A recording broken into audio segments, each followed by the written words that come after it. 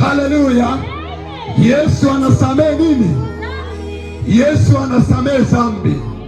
Ametutuma tuje tukuambie kwamba utakapotubu leo dhambi zako zote, hatayafuta majina yako katika kitabu cha hukumu. Utakapotubu leo, atayafuta majina yako katika kitabu cha hukumu. Yesu yeye ni pendo, alitupenda tangia zamani.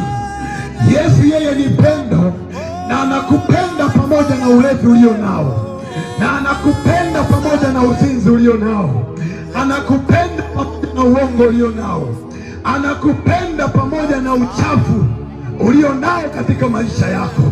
Ndio maana ametutuma katika mitaa hii, ndio maana ametutuma katika mazingira haya, tuweze kusema na wewe ambaye unaishi maisha ya dhambi, ya kwamba Yesu anataka utubu leo. Utakapotubu dhambi zako, utasamehewa leo na utakuwa huru. Utasamehewa leo na utakuwa salama.